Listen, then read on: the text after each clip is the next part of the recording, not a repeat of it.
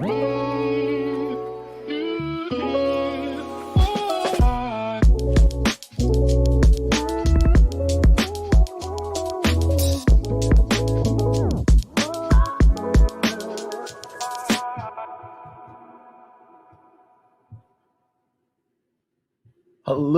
and happy Friday to you. So happy that you're here with me this morning. TGIF. Thank God it's Friday. And also the Trailblazers grind includes Friday. If you're hopping on with me for the very first time, I just want to say thank you so much for being here in this moment. My name is Stephen A. Hart. I am the host of the Trailblazers.fm podcast. I'm a brand strategist. I'm a marketer and so much more. You know, I love to start my podcast off from a place of gratitude. And so this Friday morning, I am most grateful that I was able to get my first vaccine shot this past week in the heights of COVID. It feels good to kind of see the end, or not the end, but at least a little bit of light, in that tunnel, right? If you're joining us this morning, definitely go ahead and drop a comment, drop a hello, good morning in the chat thread. I see Stacy here, true Blazer Nation diehard from the beginnings. Good morning, Stacy. But listen, today, many of you have been hanging with me for some time now, and I thought I could do a live stream about live streaming, right? So if you've been watching me, if you've been hanging with me, if you've seen me work through all these flaws, right? We're going to talk today about the 10 live stream tips and tricks that, I live by, right? So there are things that we're going to talk about, right, as it relates to lighting and equipment and best practices. And, nothing is perfect, right? So, we're going to talk about cameras, right, and the like. But right off, I started this live stream and nothing is perfect. I'll talk about that a little bit more earlier, but I came into this live and realized that I was on a different camera. And so you can have different cameras. We'll talk about that in a second. But this is my MacBook camera, right? And this is a different camera that I would like to use, and it's not showing up, right? So technology can be fun when you're trying to talk about live streaming and you're having live streaming flaws. Good morning, Annette. Thank you so much for hanging with us this morning. So let me get right into this because I have a good bit of material I want to cover with you guys this morning, right? So I'm going to share my screen. And actually, I'm going to disappear for a quick second here because I want to make sure that you guys are seeing this graphic. So if you can hit me up and just confirm that you're seeing a crazy graphic with attention in the lower left half, right? But this is a graphic. There's many of you who are in business, maybe you're in marketing, you've heard, about tension, driving interest, driving engagement and conversion, right? All marketing fluff. But hey, listen, on the bottom left side of this, the point I want to drive home is that everything you do, whether you are an employee, whether you are an employer, you are a leader, you are whatever your title, everything for you begins with awareness. No one knew about Amazon until Amazon got some attention, drove awareness, got engagement, and made a sale. Same with Apple. Same with any big company. And also the same is true for you and I, right? For our personal brand, we have to begin with making sure that people are aware of who we are. And there are a myriad of ways that, that happens, right? If you're looking for a job opportunity, you have to apply for that job. You probably have to send in a resume. Somebody referred you. If you're looking for clients, somebody's going to Google you. They're probably going to look at some type of content or physical print piece that you had out there, advertising, promoting yourself. And so one of the great ways that we can leverage content in this digital era, post-COVID especially, is video. And so one of the things I'm going to talk about today is this medium that I have, been blessed to have, which is podcasting.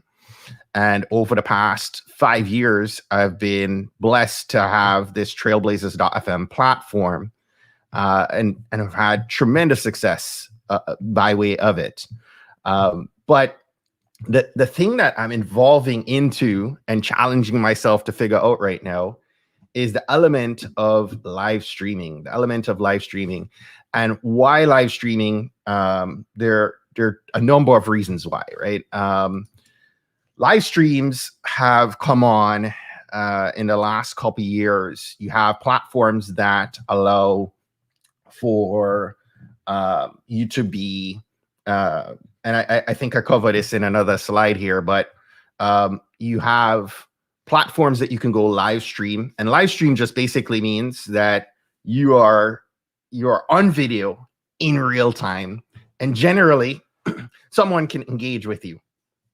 So just as you guys are watching me right now, there's nothing I can do that allows me to edit or to change anything, filter anything, edit anything.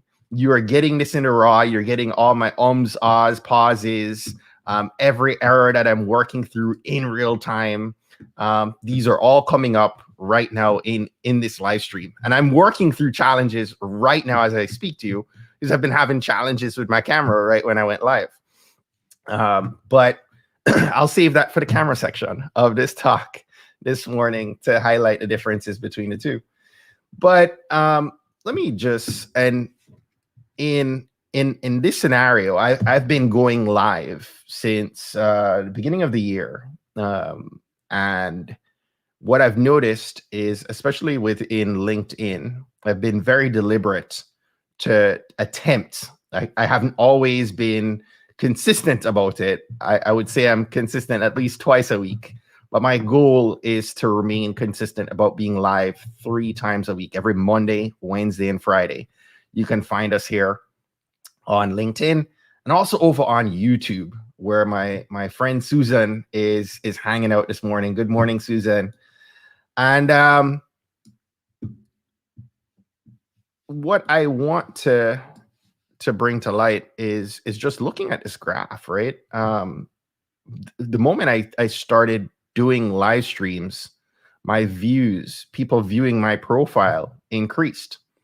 So if we go back and look at this graph that I'd shared with you before, the first step, right, is building that awareness.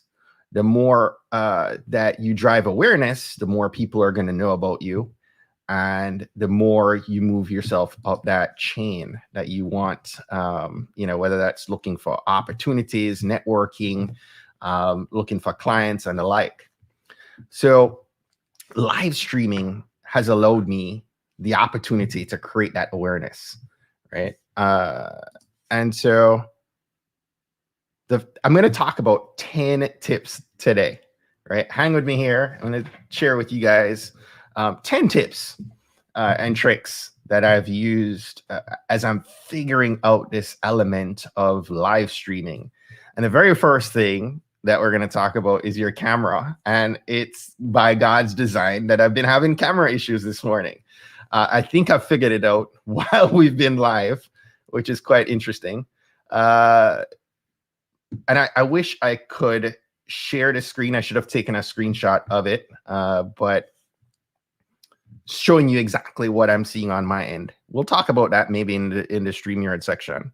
But talking about your cameras, there's criteria for selecting a camera. If you're going to leverage live streaming, one of the things you have to keep in mind is that there aren't, you can't just pick up your camera that you're using to take even a DSLR camera. You can't just pick that up and choose to use that. You need to make sure that you have an option for an HDMI output, right? That the camera is capable of sending a signal over HDMI so that it can connect to your computer.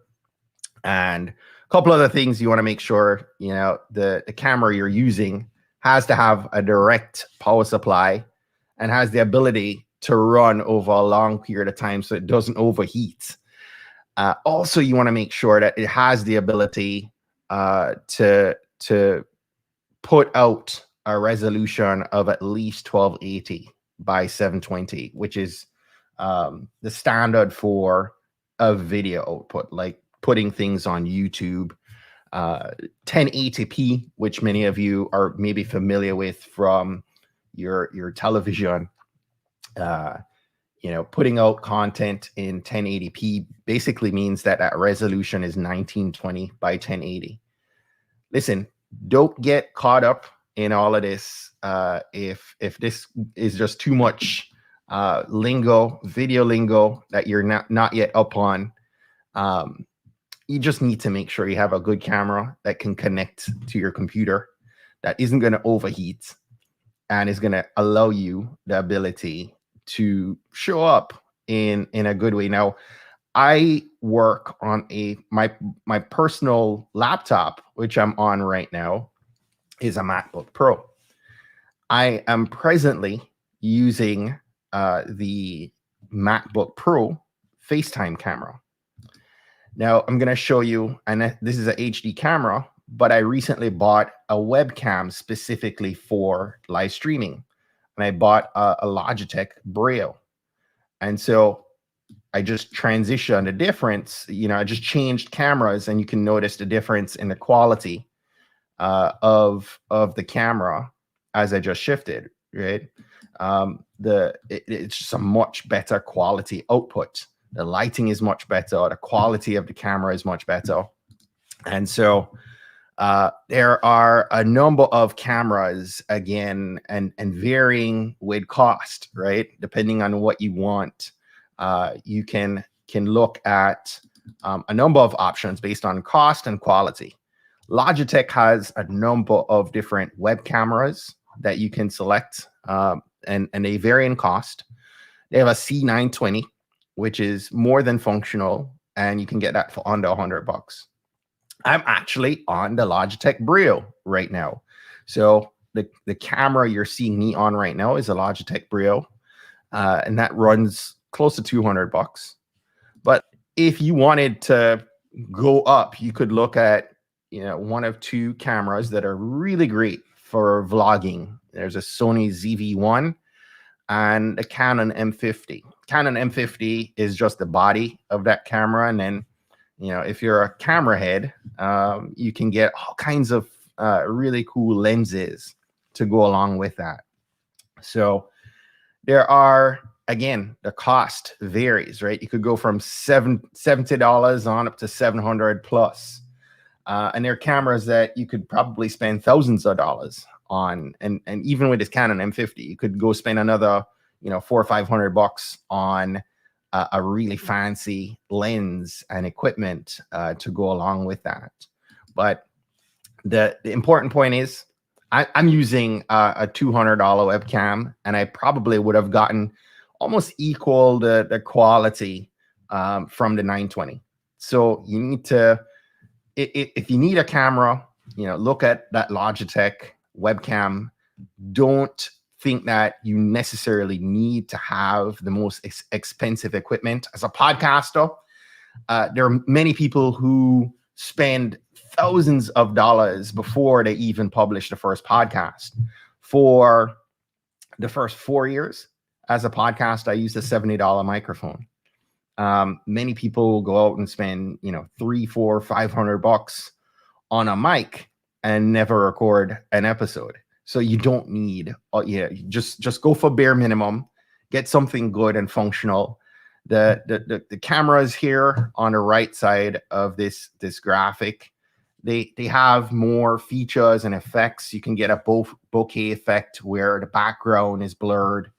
I love my Hall of Fame, my podcasters Hall of Fame over here, right? This is my Hall of Fame, and I love to show that off. I don't want that blurred. And so that was important to me, that I have a good quality camera, but not one that was going to blur my background. And so that was the direction I went with the Logitech. The second thing that I wanted to share with you is improving your lighting and your audio. So again, get a good microphone. You don't need to necessarily spend a great bit on an expensive mic. I treated myself after 5 years of podcasting to a Shure microphone, a podcasting microphone. But you don't necessarily need, an expensive mic. You can definitely get by on a good lapel mic or a headset. Logitech also carries some really good headsets that you can purchase. Lighting. You just want to make sure, even if you're not going to buy lighting equipment, what you don't want to do is, and you probably have learned much of this being on Zoom over the last year, but you don't want to sit with light behind you coming in, because what will end up happening is you'll end up with a silhouette. But if you're in an environment where you can face a good window with light coming in, and you have natural light, that'd be great. Even beyond the lighting and audio, make sure your background, is optimal. I've steadily kind of created a background that I'm happy with over time. But audio-wise, just make sure you're in a room that has, at the very least, minimal, the smaller the environment. If you're in a room with tall ceilings and tiled floors, you're going to have an echo. I'm in a room that's carpeted. It's a pretty big room, but you don't have as much echo, right? And so one of the things I've done is I've spent money on lighting. So I have two lights, actually. One's right here, one's on the other side, that are coming down on me. And so if you get lighting, you want to make sure, and just to kind of highlight exactly the difference between lights and no lights, right? This is me without that lighting. So you see the effect of the difference of this lighting effect, right? So that's the difference in the lighting with and without, right? These lights. And the Elgato lights I purchased, they are not inexpensive. Each of these lights were $200, but they were able to strap directly to my desk. So I'm not taking up any space whatsoever around my desk. I'm able to function, because I had, much bigger box lights that a photographer would use, but they were clunky and they were all over the place. I also have a ring light, but what I found is that the ring light, oftentimes, I don't like it in my face. And so I appreciate having the lights on either side of me. So I'm not looking directly into because I put the ring light behind the camera in most instances, but it was blinding. I have sensitivity to light. And so that was a better setup for my purpose. But if you need to get a good ring light, you can get, a smaller setup. And I have this kind of stretched all the way out, but there are smaller ring lights that you can actually prop on a tripod on your desk. And those are inexpensive. You can get one on Amazon for less than $50. So that's lighting. I hope this is, sometimes I'm going through these different types of content, and I thought, hey, you know what? I will show and share, because I'm talking to so many people about live streaming. I thought, why not do a live stream about this? If you're appreciating this content, let me know in the comments. The next thing I wanted to touch on is choosing your live streaming platform. So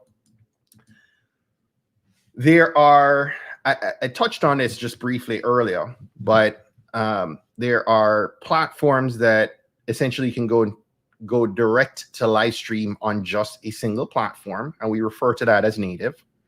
Or you can choose a third-party multi-stream platform.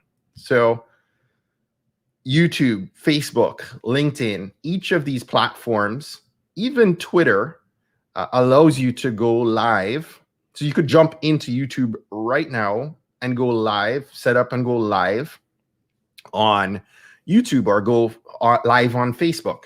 LinkedIn is still technically in their beta, and so there's an application that you need to complete in order to get access to LinkedIn Live.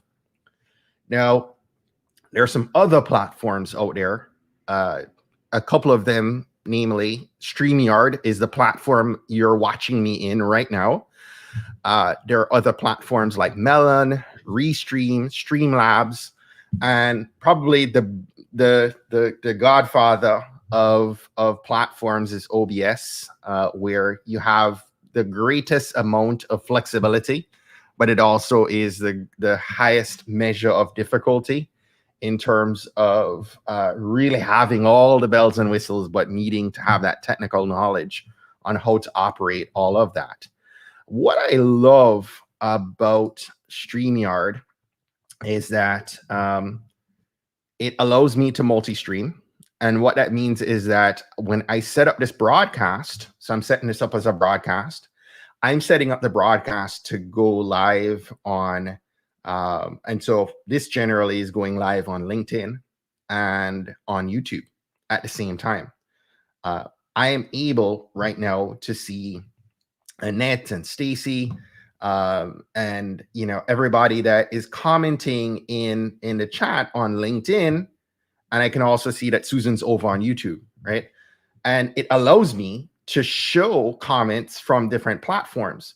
So I could showcase a comment from Stacy that she's making right now on LinkedIn, and equally that Susan's making on YouTube in the same time. And this is all coming up in one view for me. So I'm able to kind of see what's happening right there. So again, with a multi-stream platform like StreamYard, you're essentially allowed to do just that. You're able to stream to multiple platforms. There are different plans that they have. So they have a plan that allows you to stream to 3 platforms at once, and another that allows you to stream to 8. You can load as many of your social platforms as you'd like, and you can stream to Facebook. Twitter is going through something right now with the sunsetting of Periscope, but I'm pretty sure Twitter is going to pop back online here as that transition completes itself. But Facebook, YouTube, LinkedIn, I'm on their highest plan that allows me to multi-stream to multiple platforms within one social house. So, for example, with Facebook, I could stream live to my Facebook profile, my Trailblazer Facebook page, my Blazer Nation community group. I could stream to as many as 8 platforms at one point in time. And so that's a beautiful thing about a platform like a StreamYard or Restream or Melon, where you're able to tap into multiple networks all at the same time. Kind of scary, and it takes some getting used to, because it took me a while to get used to live. I did not just find myself comfortable, when I saw these comments coming in from people on different platforms at the same time. Start thinking like, oh my gosh, if I really mess up, I can't take it back, right? And it's everywhere all at once, and that's real. And there are many mornings where I'm streaming in a number of places, and there's no way for me to fix issues, right? I can go back in and I can edit out issues in YouTube, but with LinkedIn allows you to trim the edges, but you can't trim inside the content. So that's something else that, is not in any of these tips or tricks, but just a comment, I would share with you about that.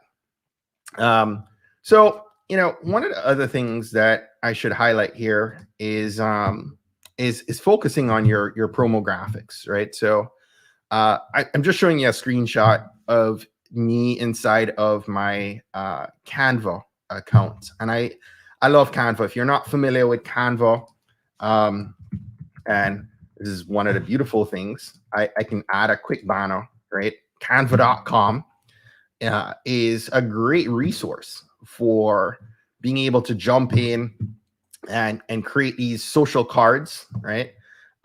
Within a platform like StreamYard, I'm able to leverage overlays like the card for this today's episode. I was able to create this image directly inside of Canva. You know, and other cards that I create. These are all cards that I've created directly inside of Canva to show that at the beginning of the episodes, generally before we go live. And it's just great because you can do it on the fly. You can have a template that you're working from, and it's pretty easy to operate with. The other thing you want to be sure about is, you know, when you're promoting, also be sure that you're thinking of the caption, the content that, well, two sides when I talk about copy. One is the actual text that you're going to put on the graphic. So in this case, I'm showcasing tell your story, right? But you want to be sure that you're not having so much copy that somebody can't read. That, you know, it's too crowded. You don't want it to be too crowded. You just want enough copy. Now, there are some days where I might do something like this, where I have, you know, one word that I'm calling your attention to, and a much smaller tagline that comes up in a smaller font size. But those are all examples of overlays and promo images that I've created over time doing live streams, and all of them have been done inside of Canva. So, you know, definitely a great resource for you. This next tip, number 5, is to keep your layouts and your life plan simple. Now, you've seen me, you know, do a couple things with the overlays here, but you know, within StreamYard, it allows me to do these ticker tapes or these banners. So I showed you canva.com as this pop-up banner. There are other things that you can do. You could, you know, put a rolling ticker tape across the bottom of that, and I could choose for this to either show up as that banner or as a ticker tape at the bottom. And so, you know, and you could do both. You could have that lower third banner as well as the ticker tape running at the same time inside of StreamYard. But listen, keep it simple, because oftentimes I might put up a banner and I forget that the banner is running, and I go into the intro of an episode and the banner's running through my intro and it's the wrong banner at the wrong time. I've had that Canva, you know, thing pop up. I've had this very canva.com and forgot, you know, that it was up, went into live, and this canva.com is showing up, you know, through my intro, and it frustrates me, you know, because I'm always trying to aim for perfection, and that's one of the last tips I'll share, that, you know, there's no such thing in live stream. You're always going to have some kind of flaws in and through your live stream content, and you just have to roll with it and keep it moving. But the important thing here is that you keep your layouts simple. Within the branding of StreamYard, I'm able to show a display name. So I could show my name. I generally like to show my name as well as my social handle if I choose to show this, especially when I'm interviewing other people. You know, I like to have the person's name and the person's social handle accessible right there. And then other branding things that you have, you can adjust the theming. So with the display name, I could choose a couple different options for how my name appears. If you're looking in that lower third right now, it could be the block, it could be a bubble, it could be minimal, it could be default. But you know, I'm choosing to keep the bubble and just remain consistent with that. There are some other things, right? I could choose to put a logo in that top right area, of the video frame, and then overlays, right? So I could put an overlay in. Let me just turn off my display name. I could put, different overlays, which just means exactly that. There's something happening over the frame of the video. And it could be something like the share now that's popping up, and it has a transparent background, or it could be something that is like the social card for this episode, and it completely removes me from the frame, but you're still hearing my voice. It's just popping up over the video. And so those are overlays. In addition to that, there are video clips that actually, I leverage at the beginning. You saw the video clip at the beginning of the episode. And I can also leverage different backgrounds. So if I wanted to, I could choose to do, a background that allows you to see, my social handles. I could do, different things if I'm sharing multiple, screens. So let me just add another person to this stream so you can kind of see what I'm talking about here. I'm gonna add myself on another computer here, but you can see the background can be changed, right? Depending on what you're wanting to achieve with the background. The cool thing about StreamYard that I love, even when I'm not going live, I leverage this platform because I think the output is so much better than Zoom, and you have so much more functionality. So I could go, and be us on a solo screen, but you and a guest could be panned in, you could be panned out. You could have, again, sharing the screen and having that be small or be big, or take up all the screen. And so those are different things that you can do. But again, I'm showing you all the options, all the bells and whistles of StreamYard. Much of these features are available in other platforms. I've looked at Restream and looked at Melon. Much of this functionality is available to you on different platforms. Hopefully, I'm not messing up my own setup here in showcasing this, but I'm wanting to make sure that if you are giving thought to going live, doing live stream yourself, that you have enough ammo, enough knowledge of this, that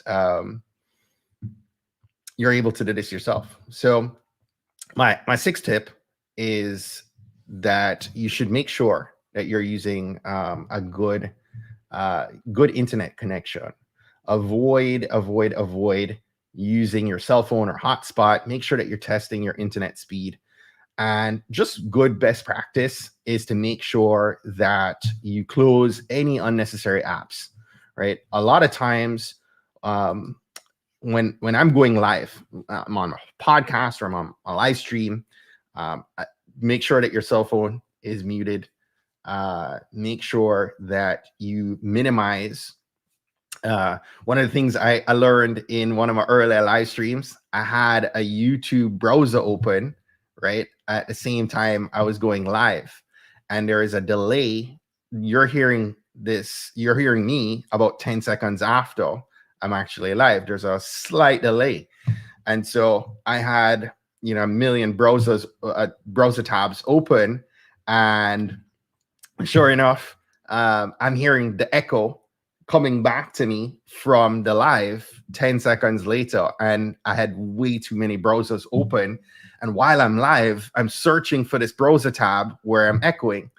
And so, try to minimize that issue. Make sure that you're closing out your tabs, closing out the applications that you're not using while you're going live, to minimize any issues. Because when you're live, any side distractions are paralyzing, right? Because you're focused on a number of things, especially when you're engineer and host at the same time.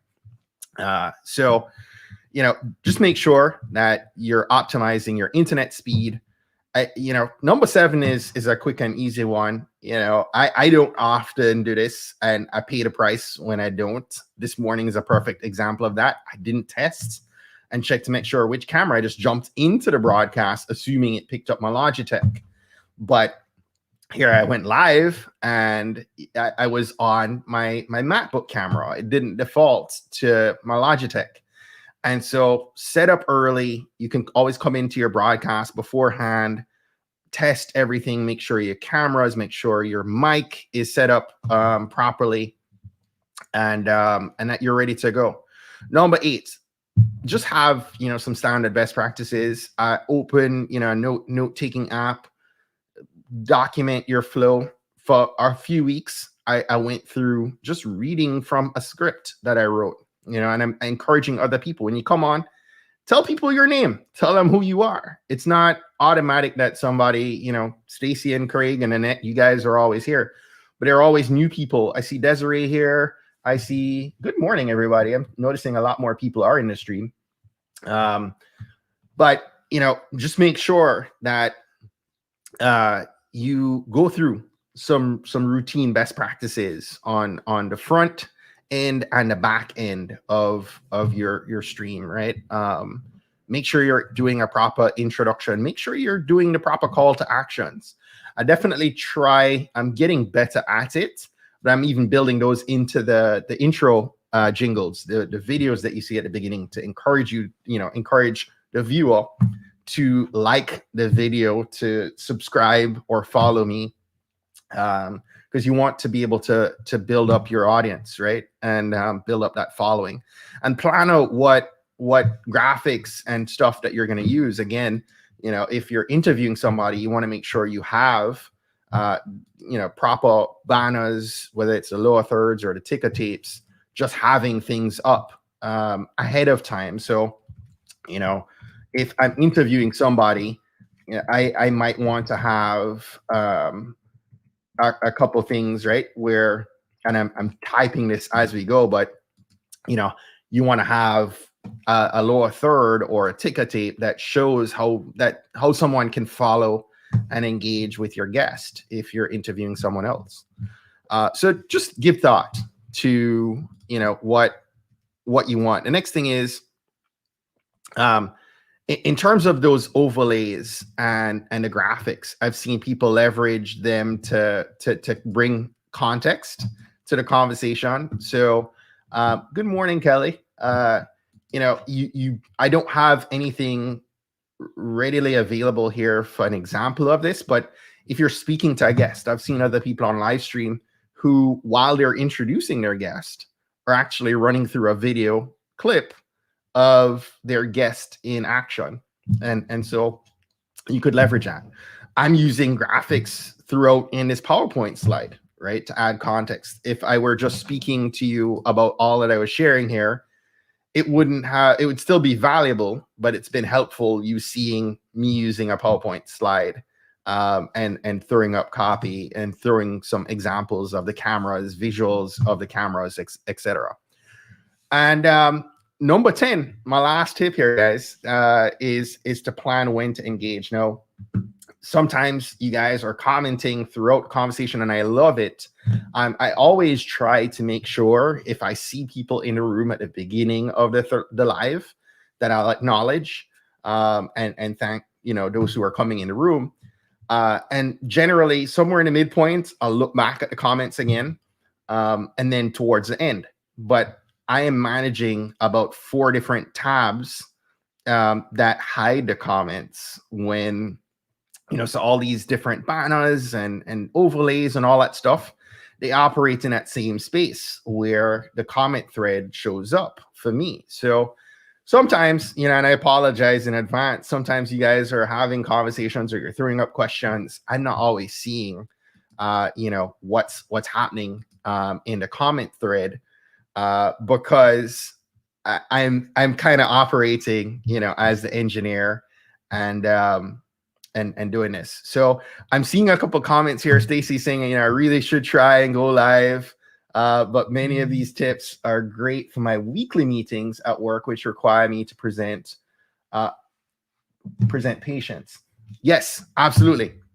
Stacy, listen, I love StreamYard. I record in StreamYard quite a bit too. Separately from live streams. And again, I'm able to, I could leverage this, record, not go live stream. I could just skip the live stream and record only, and choose to showcase this in a video format. Craig is asking, what is good internet? So you just want to make sure video sucks up a lot of bandwidth. And so what you don't want, and there's not a specific, metric for that to say, 50 megabits per second or, a defined number, but you don't want to have those bandwidth gaps, especially during live.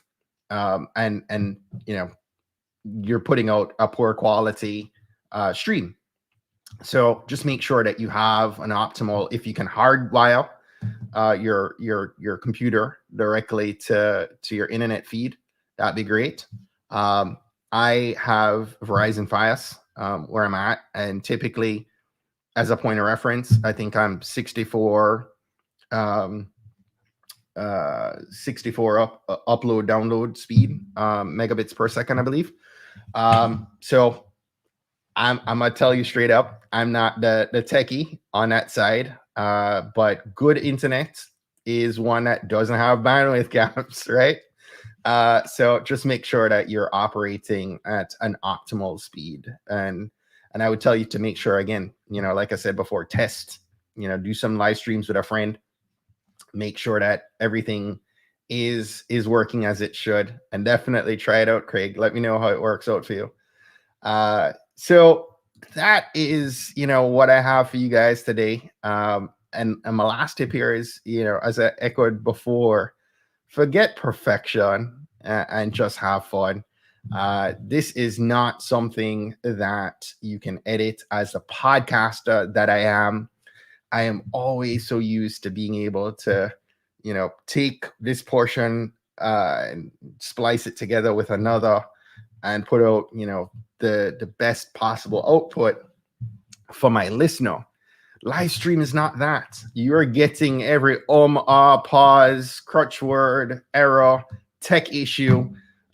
You're getting all of, my working through stuff. And, oftentimes I'll reach out to a couple of you who are friends of mine in text after, Annette always hears from me. Andre always hears from me.